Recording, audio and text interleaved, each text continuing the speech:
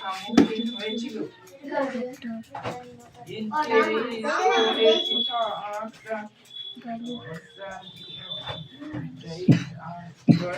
লেখ লেখ লেখ লেখ।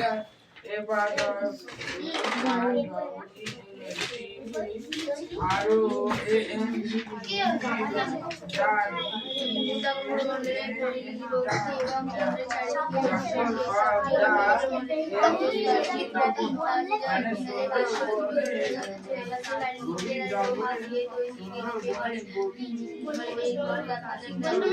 পড়ছিস না ওর বইগুলো দেখছিস তুই? নিজের কাজ করছিস?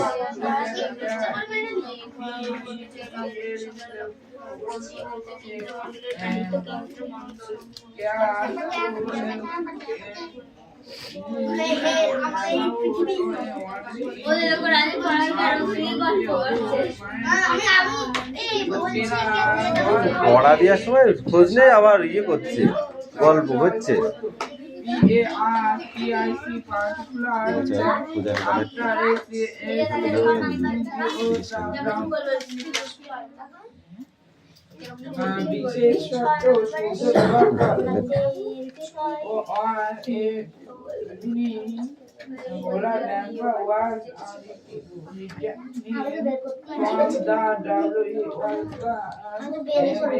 তোদের বইটা কই রাখ?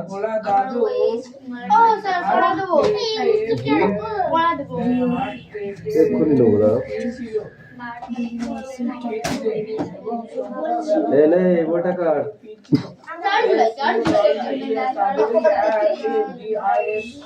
তারপরে কবিতাটা পড়ে আসবে, ঠিক আছে? ছলাইন।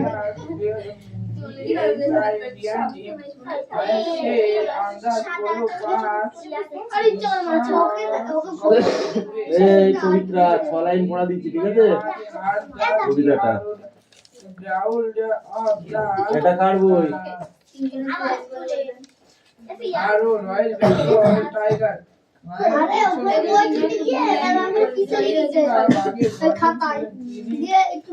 বাঘের গর্জন শুনে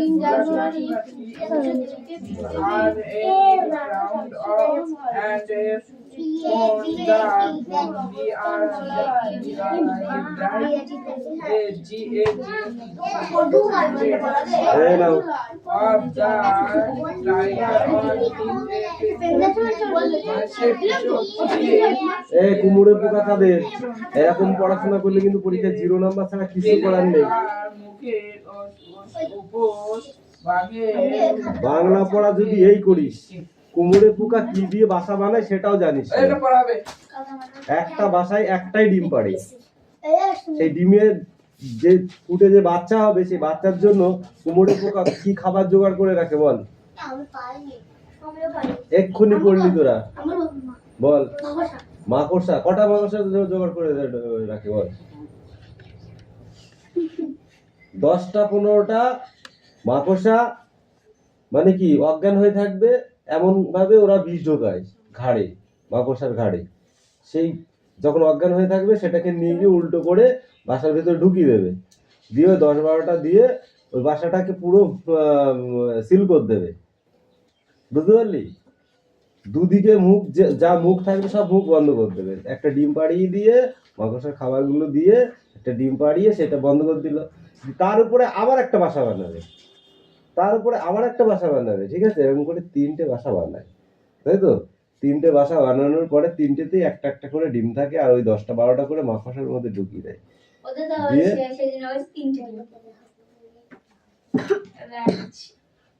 আমি তো তা বলিনি, আমি বলছি একটা বাসায় কটা ডিম থাকে, একটাই ডিম কি দিয়ে তারপর যখন চলে যাবে, ওই ডিম ফুটে বাচ্চা বার হবে, সেই বাচ্চা ওই মাকড়সা গুলোকে খাবে, ঠিক আছে? খেয়ে খেয়ে খেয়ে ওরা এক সময় যখন আর খাবার পাবে না, মাকড়সা খেতে হলে তো কামড়ি কামড়ি খেতে হবে, ওদের তখন দাঁতগুলো বেশ শক্ত শক্ত হয়ে যাবে। ওই যখন ওরা আর খাবার পাবে না, তখন কি করবে? ওই মাটির, ওই যে কাদামাটির তৈরি যে বাসাটা, ওই বাসাটা তখন কামড়াবে, কামড়িয়ে একটা মুখ বার করে ফেল দেবে, ঠিক আছে? ফুটু করে ফেল দেবে, দিয়ে ওখান দিয়ে উড়ে বাইরে চলে আসবে। ওরা ওর মা বাবাকে চেনে না, পরিষ্কার কথা। শোনো, মা বাবাও কোনো খোঁজ রাখে না, ওই যে ডিম পাড়ি দিয়ে চলে গেল, মানে কুটুরি বানিয়ে দিয়ে ডিম পাড়িয়ে খাবার টাবার দিয়ে চলে গেল, ব্যাস ওই পর্যন্ত। এক একটা প্রাণীর এক এক রকমের আচরণ, তাই না? সব প্রাণী কি সমান আচরণ হয়? এবার এই কোশ্চেন গুলো যদি ঠিকঠাক করে না আসিস তো ভাই, তাহলে বুঝতে পারবি তোদের কিরকম পেটাই পড়ে। এইটা খাতায় লিখে নিয়ে আসবি।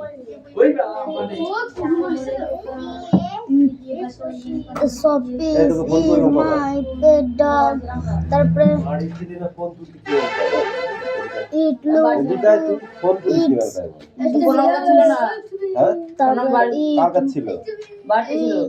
কাদের বাড়ি? তোদের বাড়িতে ছিল? তুই লাইটি ভেঙে ফেলবো, লাইটি ভেঙে ফেলবো। যা হাট। এই একটা জায়গা নাই, কোথায় আসছিস? ওখানে জয়েন্ট বসেছি। তারপরে ওখানে বস। এই তো ব্যাগটা ব্যাগে আর একটা জায়গা রেখেছি। এরা কার জায়গা রেখেছিস?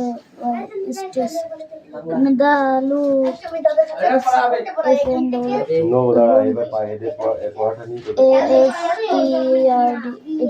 আসলো জলবাতা সাথে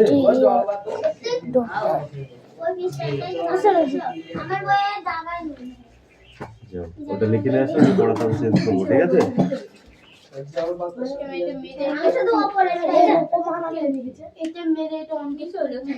ওটা লিখে নিয়ে আসো, পড়া চেঞ্জ করে দিই। পায়েল তোমার পড়া হয়েছে? পায়েল এখনো পড়া হয়নি। হ্যাঁ, তুই তো বললি হয়নি, মাথা নাড়ালি কেন?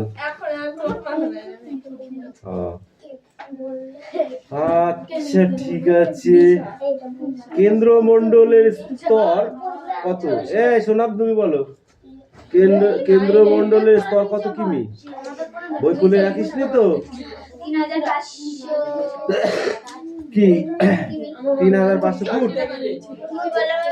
তাহলে ঠিক আছে। এই তুই বল, নিপে কাকে বলে?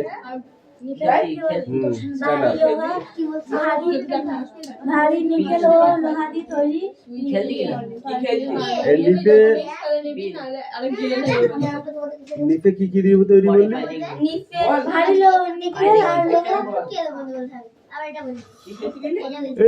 কত তাপমাত্রায় এই স্তর এর ঘনত্ব প্রায় 9.1 থেকে 13.1 গ্রাম ঘনসেমি হয়।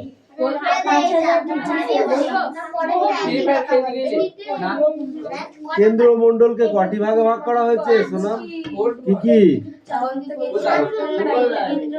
অন্তঃকেন্দ্রমণ্ডল কাকে বলে?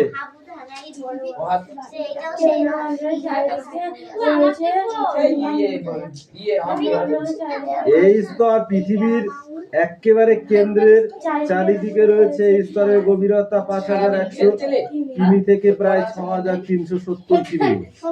এই স্তরের চাপ, তাপ, ঘনত্ব সব থেকে বেশি হয়। চাপের ফলে পদার্থগুলো এখানেই কঠিন অবস্থায় থেকে যায়। আস্তে কথা কেন বলছিস? এই তুমি বলো, বহিঃকেন্দ্রমণ্ডল কাকে বলে?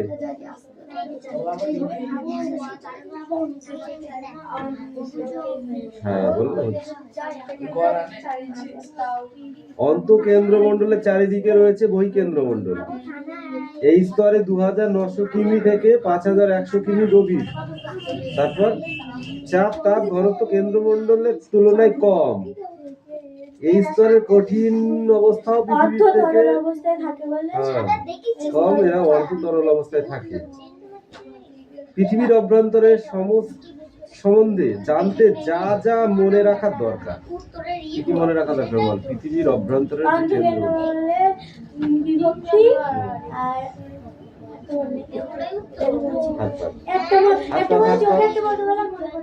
তুই বল একটা হাতখানা বল,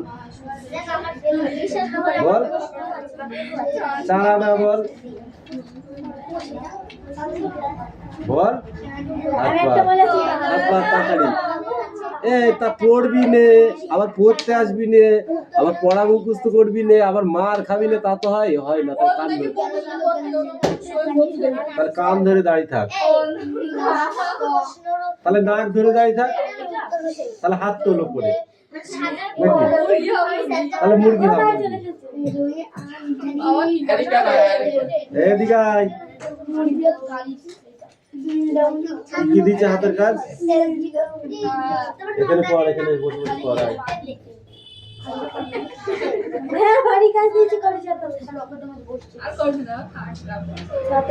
রাত্রে বসবে না।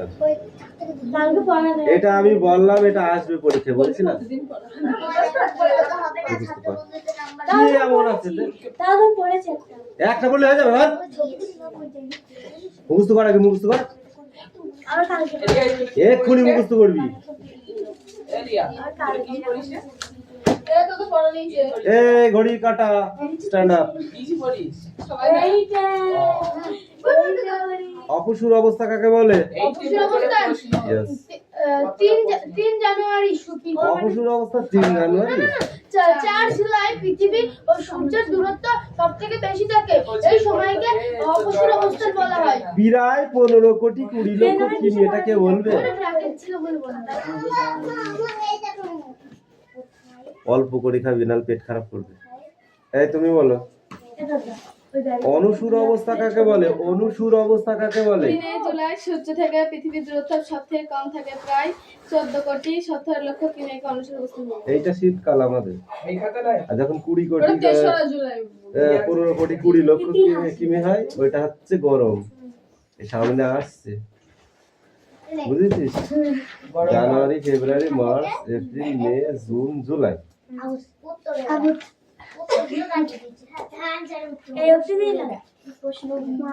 ঘড়ির কাঁটা কেমন আওয়াজ করে চলে তুমি বলো? এই রাজ পিঠে চামড়া পুরো মেরে বল, এই বিশজা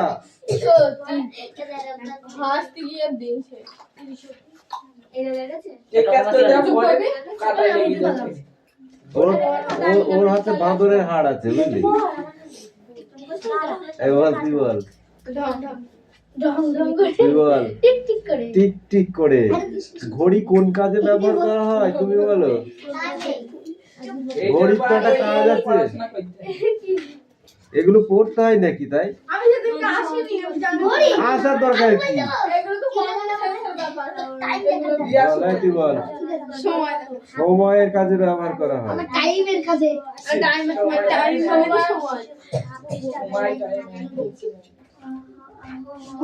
ঢং ঢং ঢং করে কিসের শব্দ হয় বলো? কিসের সংকেত?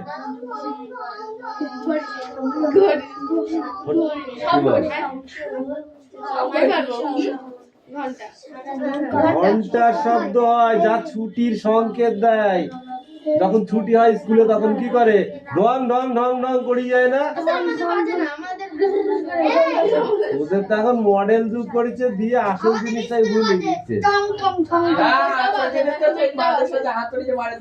হ্যাঁ, ওইটা হচ্ছে আসল জিনিস।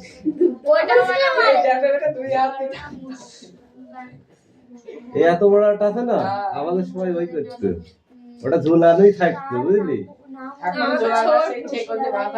হ্যাঁ, ওদেরটা ছোট।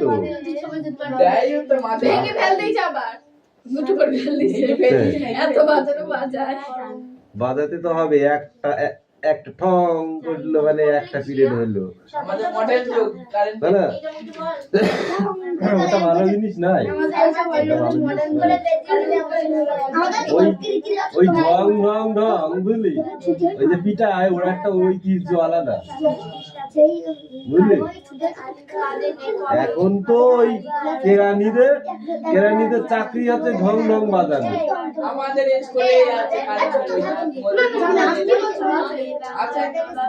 আছে সবাই, কিন্তু কি বলতো আসল জিনিস হচ্ছে ওইটা। আমাদের প্রাইমারি স্কুলটা হচ্ছে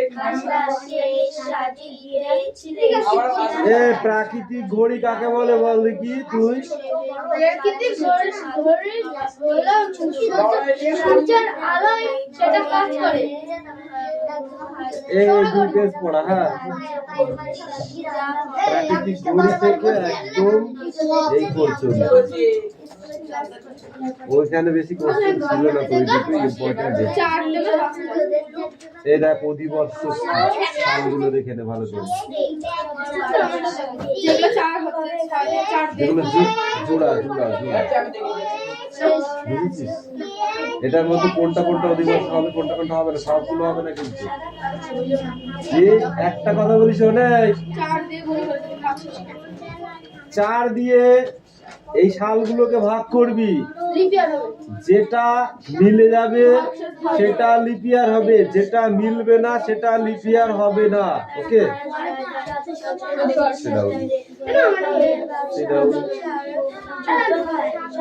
কেন সবাইকে দাগাই দিয়ে আসছে? দাগাতে পারিস রে?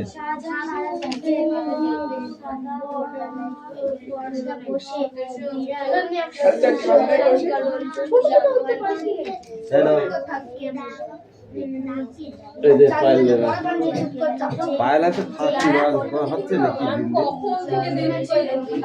তুই বসে বসে করবি, ঠিক আছে?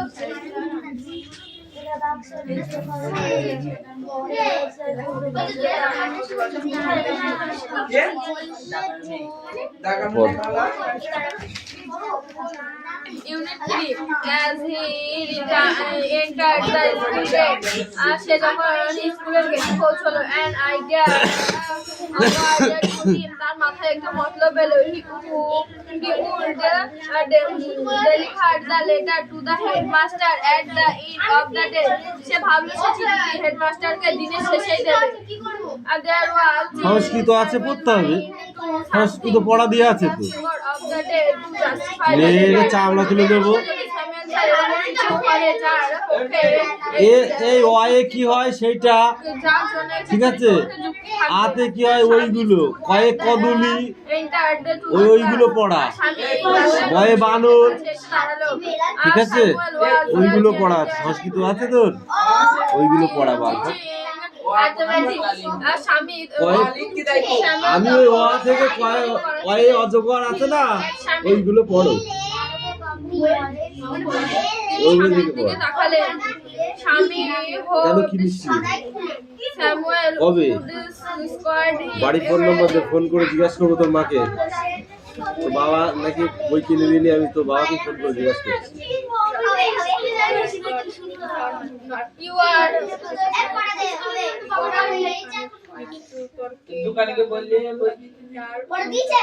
এই ওয়ালেক ওয়ালেক অ থেকে চন্দ্রবিন্দু পর্যন্ত সংস্কৃত লেখো। এই মালাকার, অ থেকে চন্দ্রবিন্দু পর্যন্ত লিখতে বলেছি, একটাও কথা বলবি না। তিনি স্বামীর দিকে তাকালেন, তারপরে স্বামী বললেন, স্বামীর দিকে তাকালেন। দাঁড়া, স্বামী অক্লান্ত প্রবেশ করলেন, এসে দাঁড়ালেন সামনে, স্বামীর দিকে তাকালেন। স্বামী আশা হলো স্যামুয়েল তাকে কঠোর তিরস্কার করবেন।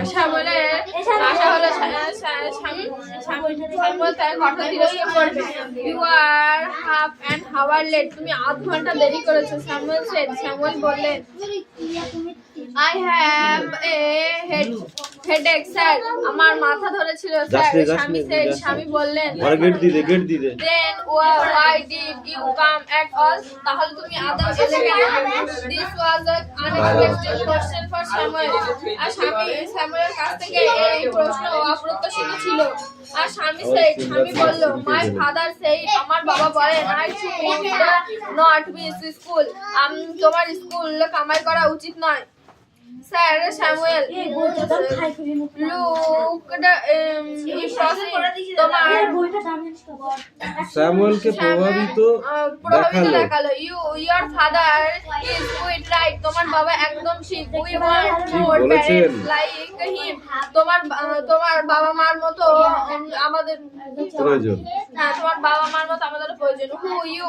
Poor man, আহা বেচারি স্বামী, thought you don't know about my father as he told you.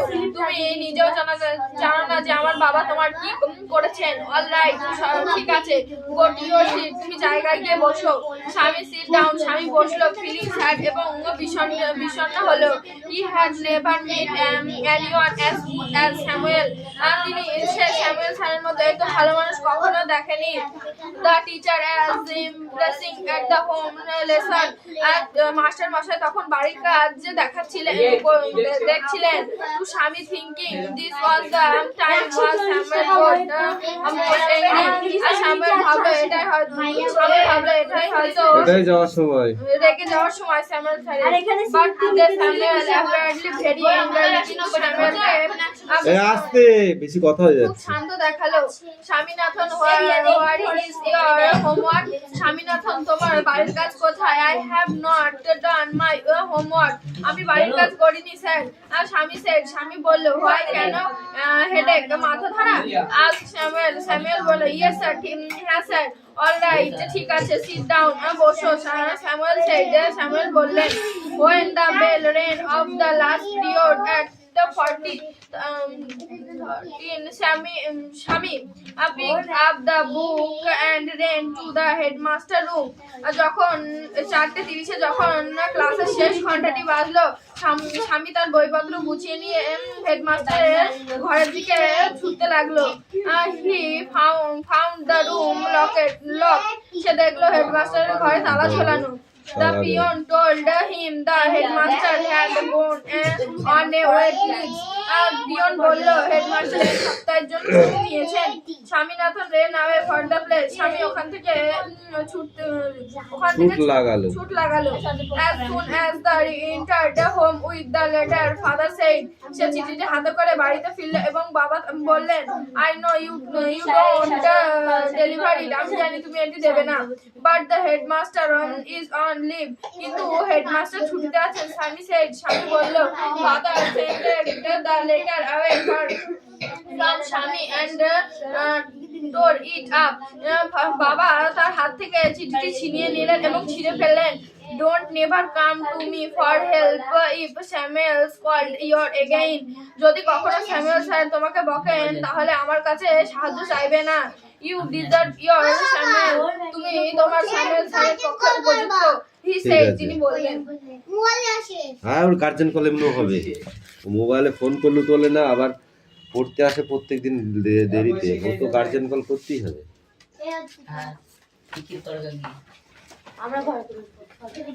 Payel, এখানে একটা ওয়ার্ড লেস আছে, এটা ফলো করে যাবি। আর এই যে এই কটা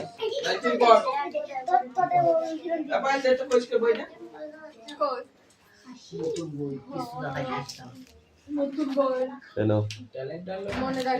কি লিখেছিস? রুটিন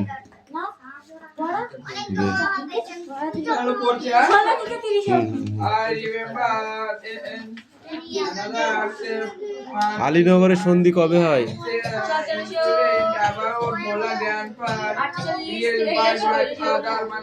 1748। এত বড় রসগোল্লা পাবি?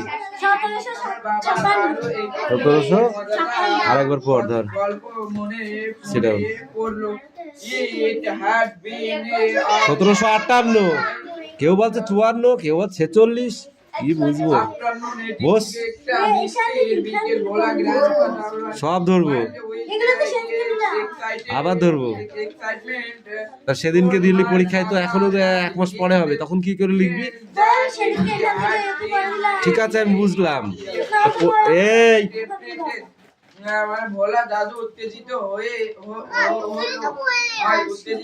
যা বই নিয়ে সেখানে হোমওয়ার্ক গুলো করলে যা। আমার বাবা বন্ধুরা আমার বাবা আর তার বন্ধুদের বলে যে আমি একটি জলদস্যু দেখেছি। 1738 থেকে 39 সালে কোন সম্রাটের শাসনকাল চলছিল?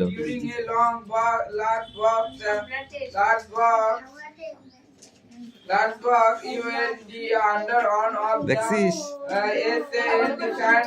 হ্যাঁ তুই বল। মুর্শিদা কুলিখা, মুর্শিদা কুলিখা কোথায় পালাচ্ছিস? এদিক সরাই, সরাই, এদিক সরাই। বললাম একবার পড়। মুর্শিদা কুলিখা তো দিয়াচ্ছি, দাঁড়া। এই দেখে বলছে গোবরের অফিটটা শুকনো গোবর ভুট্টু আর অফিটটা গোবর, তাও জানো না?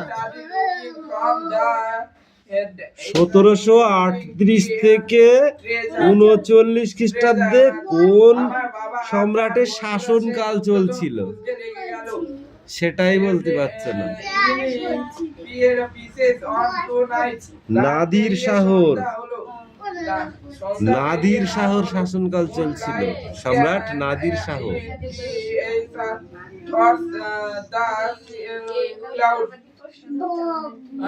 মেঘের ফাঁক দিয়ে চাঁদের আলো এসে পড়লো।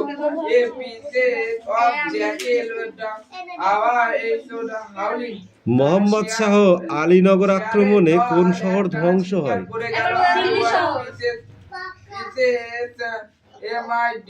কবে মুর্শিদ কুলিখা বাংলার নাজিম পদ দেওয়া হয়?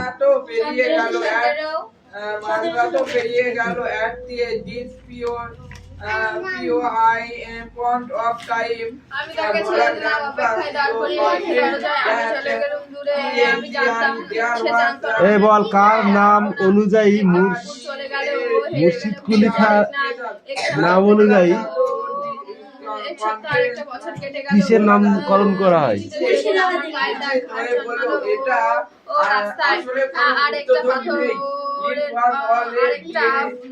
1717 খ্রিস্টাব্দে কার ফরমানজারি চালু করা হয়? 1717 খ্রিস্টাব্দে কার ফরমানজারি চালু হয়?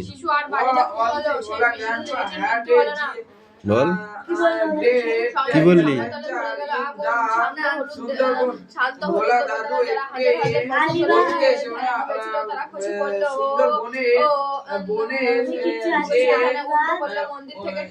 ফারুক শিয়ারের ফরমানজারি শুরু হয় 1717 সালে।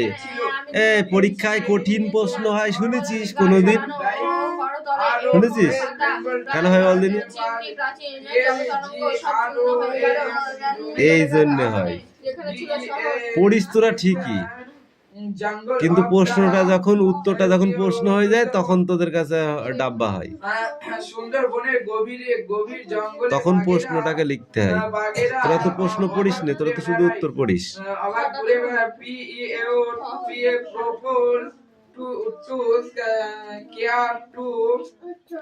আলীবর্দী খাঁর মৃত্যু হয় কত খ্রিস্টাব্দে? লোকেরা দল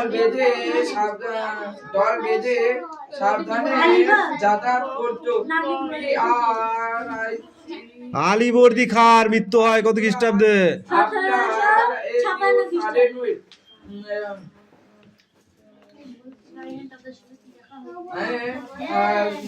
সিরাজ দৌলতের দৌহিত্র কে ছিলেন?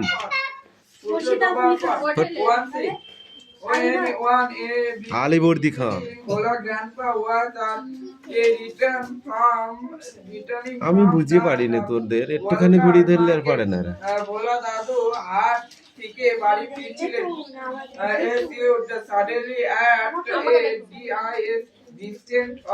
তুই বল, বাংলার প্রথম স্বাধীন নবাব কে? মুর্শিদ কুল্লো। মানে আমার আইডিয়া যে 5 মিটার মাথা হ্যাং করে দিস তোরা মাঝে মাঝে। এ রয়্যাল বেঙ্গল টাইগার তিনি পেছনে কবে কার নেতৃত্বে অযোধ্যা রাজ্য শাসিত হয়? ভোলা গ্র্যান্ড ইউ আর 1722 খ্রিস্টাব্দে সাদার খানের নেতৃত্বে।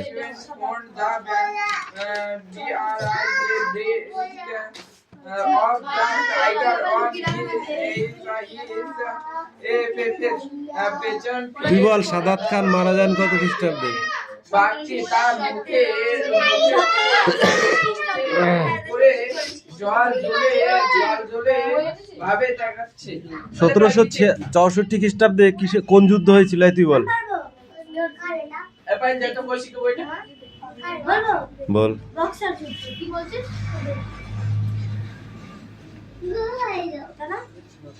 এখন পর দুয়ারটা ওই বলতে কেন আবার বই দেখি। কবে শাহজাদা মারা যান?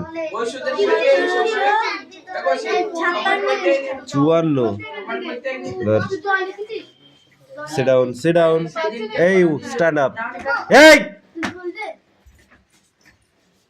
speak out